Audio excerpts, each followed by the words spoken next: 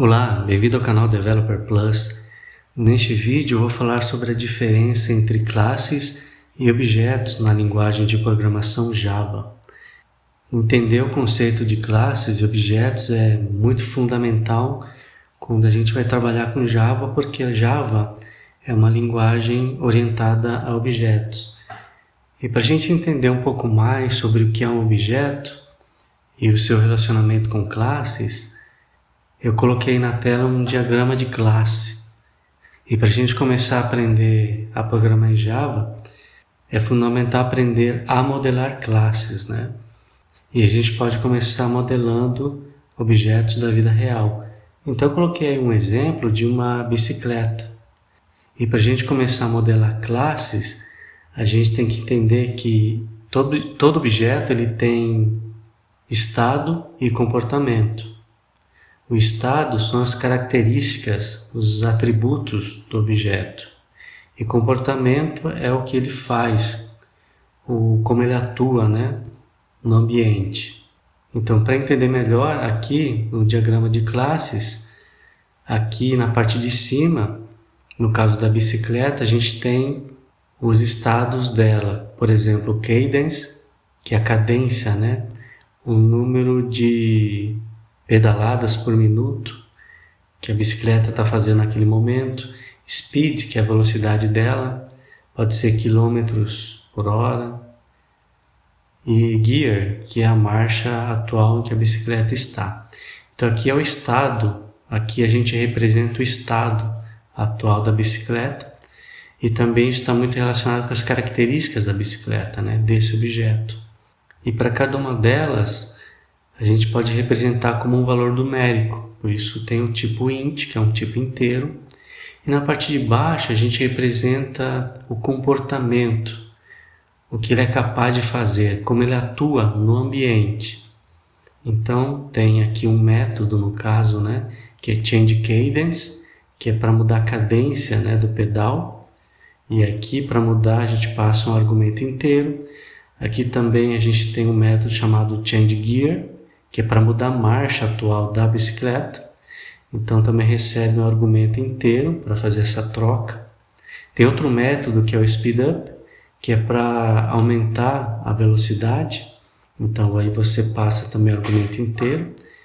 E tem o apply brakes, que é para aplicar os freios da bicicleta. Isso vai diminuir a velocidade dela, tá? Então aqui é um diagrama de classe simples para o objeto bicicleta. Na parte de cima a gente tem os atributos, os estados, as características, né, que são representados por esses campos. E na parte de baixo a gente tem o comportamento dela, né? Mudar a cadência, mudar a marcha, aumentar a velocidade e aplicar os freios. A partir do momento que a gente consegue entender que o objeto é formado por estado e comportamento, a gente consegue já modelar a nossa primeira classe e a partir dela gerar os objetos, né? E esse é o relacionamento entre classes e objetos, né? Um objeto é uma instância de uma classe. Um objeto ele só pode existir se houver uma classe para ele ser criado, né? Então, uma classe nada mais é que um modelo, um projeto, uma planta, né? A gente pode pensar numa planta de uma casa criada por arquiteto e a partir daquela planta vai ser feita uma casa, né? Então, a classe é algo abstrato e o objeto é algo concreto. Então, na linguagem Java, a gente tem que aprender a definir uma classe. Tendo ela definida, a partir dela a gente cria objetos que vão atender esses requisitos aqui de estado e comportamento. E os métodos, eles são usados para alterar os estados do objeto. Isso é muito importante, porque também trata acerca do encapsulamento de dados, que é um ponto importante quando a gente fala sobre orientação a objetos. Encapsulamento de dados eu vou falar num vídeo posterior aqui no canal. Então, a gente já tem um diagrama de classe, já definimos a classe bicicleta, então está na hora da gente criar essa classe na linguagem Java. Então vamos lá para a IDE. Então aqui eu já tenho a classe já definida para aquele diagrama. Então aqui na linguagem Java, para definir uma classe, é só usar a palavra-chave class. Aqui tem um modificador de acesso que é public, ou seja, essa classe que eu estou criando, ela é acessível em qualquer parte do meu programa, ela é pública, tá? Modificador de acessos, eu também vou fazer um vídeo falando só sobre isso. Então, é desse jeito que a gente define uma classe na linguagem Java. Modificador de acesso, público, a palavra-chave class, indicando que você está definindo uma classe, e aí você coloca o nome da sua classe, pode ser qualquer coisa, no meu caso é bicycle, né? Que a gente está criando uma bicicleta. E aqui tem o nome dela, ó. O nome da classe é bicycle, então eu coloco o mesmo nome aqui, e aí a gente já consegue criar os atributos, os estados, as características que essa classe pode ter. Então eu represento isso por meio de campos ou variáveis. Então, para cada um desses campos aqui, eu criei uma variável aqui na linguagem. Cadence. E as variáveis, você pode ter o nome, você pode usar o nome que você quiser, né? Então, eu usei os mesmos nomes lá do diagrama. E como eles são numéricos, eles vão trabalhar, vão receber valores numéricos. Eu usei o tipo de dado int, que é um tipo de dado primitivo da linguagem Java. Então, para definir cada variável, int cadence, ele começa com o valor 0, int speed, começa com o valor 0, int gear, e eu coloquei valor 1, porque ele começa sempre na primeira marcha, né? Então, a primeira parte dos campos, dos atributos, eu já coloquei aqui. Definir a classe e definir os atributos. Agora está na hora de montar os métodos, né, que representam os comportamentos dessa classe. E aí, você dá um nome para o seu método. Aqui é o mesmo nome que está lá no diagrama, né? Change cadence. Void está dizendo que ele não retorna nenhum valor para quem está chamando esse método. E como argumento, ele recebe o novo valor da cadência do pedal, tá? Então, esse novo valor eu atribuo para minha variável cadence. Então, quando eu crio um novo objeto, ou seja, quando eu crio uma nova instância dessa classe bicycle, a cadência está com valor 0. Quando eu chamo esse método, eu posso passar um novo valor, por exemplo, 20. E aí eu preciso trocar esse valor de 0 para 20. Então eu atribuo o novo valor 20 para o cadence. Nesse momento o 0 é trocado por 20, tá? Essa mesma lógica é aplicada para os outros métodos, por exemplo, change gear. Eu quero mudar a marcha da bicicleta. Quando você criou um novo objeto, o valor atual dele é 1. Quando você quer mudar para a marcha 2, ao invocar este método, você pode passar como argumento o valor 2, e aí esse valor 2 você pode atribuir para a variável gear, e ele que estava com valor 1, agora ele vai receber um novo valor, e agora ele vai passar a valer 2, representando que a bicicleta agora está na marcha 2, trocou da marcha 1 para 2. Mesma coisa, speed up. Aqui é para aumentar a velocidade da bicicleta. A velocidade atual é 0. E aqui eu posso passar um valor representando o valor da velocidade atual. Então ele incrementa, né, o valor atual com o novo valor. E aí a variável speed vai representar o novo valor da velocidade, que é a velocidade que a bicicleta está naquele momento. E aqui apply brakes seria para diminuir a velocidade da bicicleta. Estou aplicando o freio, estou diminuindo. Então eu faço um decremento. Eu só pego a velocidade atual da bicicleta, que é representado pela variável estado da bicicleta, e diminuo. Então a velocidade vai diminuir. E aqui eu criei um método printState, só para a gente ver o estado atual da bicicleta.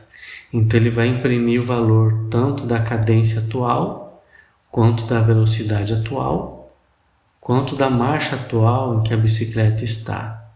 Então ele está usando o print.ln aqui para imprimir no console, para a gente poder ver essas variáveis, os valores atuais, né? E ver os valores que elas vão assumir quando a gente chamar cada um desses métodos para alterar essas informações, tá? Então, esse é o esqueleto de uma classe na linguagem de programação Java. E a gente criou usando esse diagrama de classe, tendo o nome, tendo os atributos e tendo aqui os métodos. E a gente modela aqui na linguagem de programação e fica desse jeito, tá? Então agora eu já tenho uma classe criada, tanto que o nome do arquivo, né, bicycle.java, tem que ser do mesmo nome da classe que você criou, tá? Então eu já tenho uma classe já definida aqui no meu projeto. Então no meu sistema eu já posso usar essa classe para criar novas instâncias, ou seja, criar novos objetos. Então é isso que a gente vai fazer agora. Então eu vou aqui para o arquivo main, né, que é a classe principal da aplicação. Esse main é o ponto de entrada da aplicação. Quando eu rodar a aplicação pela primeira vez, é a partir desse método que tudo vai começar, tá? Então o que a gente vai fazer agora? Vamos criar uma nova instância da classe Bicycle. Como que eu faço isso? Primeiro eu tenho que usar o nome da classe, né, que é Bicycle. E agora o nome da variável do meu objeto, que é uma nova instância da classe Bicycle. E aqui você pode usar qualquer nome, mas esse nome ele tem que ser aplicado durante o uso do seu programa. Então eu vou chamar de bike1. Pronto. Então aqui eu estou falando que eu quero criar um novo objeto, uma nova instância da classe Bicycle, e o nome desse objeto, dessa variável, vai ser bike1. E como que eu faço para criar essa instância em si, né? Tem uma palavra-chave na linguagem Java que é new. Esse new já está dizendo que você quer criar uma nova instância de classe. Mas de qual classe? Da classe Bicycle. Então tem que chamar de novo aqui. Por quê? Porque ele vai chamar o construtor. Porque o construtor é que vai inicializar os estados da nossa bicicleta, tá? Então, por exemplo, aqui, quando eu criar um novo objeto, ou uma nova instância, né, de bicycle, de bicicleta, ele vai assumir esses valores iniciais aqui, ó, cadência 0, velocidade 0 e marcha 1. Aqui eu já criei o objeto, ele já está criado, ele está pronto. Então eu até posso imprimir o estado atual dele. Ao imprimir o estado atual, a gente vai ver que ele foi inicializado com esses valores aqui. Vamos lá? Então eu vou fazer o seguinte, eu vou usar o objeto bike. Quando eu quero chamar um método, né, do meu objeto, eu coloco ponto.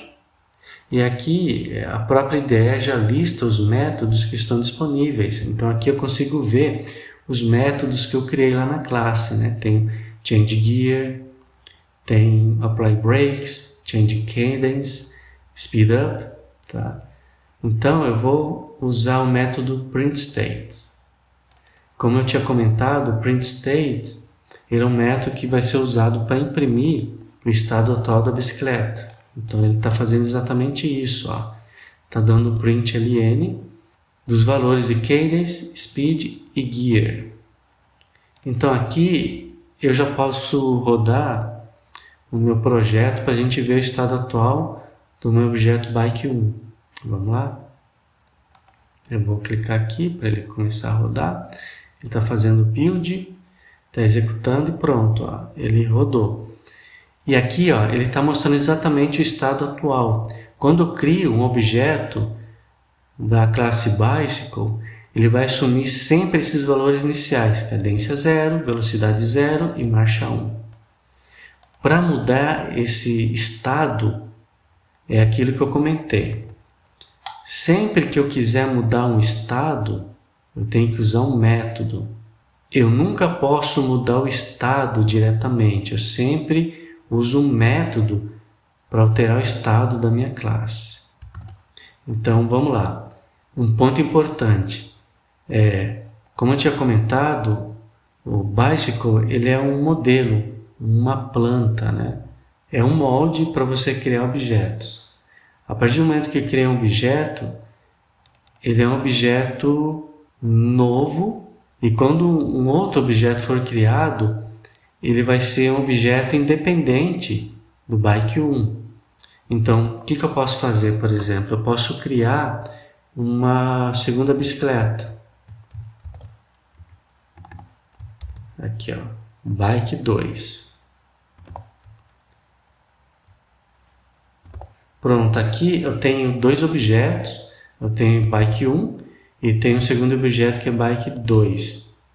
Eles têm os mesmos valores iniciais. Se eu rodar aqui, ele vai logar os mesmos valores. Olha, ele repetiu, está igual, ó. Cadence 0, Speed 0 e marcha 1. E aí você pode pensar, mas espera aí, então eles são objetos iguais, porque eles têm os mesmos valores de estado. Não, eles são objetos diferentes. E é por isso que eles têm até nomes diferentes, Bike 1 e Bike 2. Eu podia até criar um novo estado aqui, que seria a marca da bicicleta, e eu poderia alterar, né? Criar um objeto de uma marca diferente. Mas, apesar deles terem o mesmo estado inicial, eles são objetos independentes. E eu vou mostrar isso mudando o estado, né? Por exemplo, no Bike 1, eu vou mudar a marcha para 2.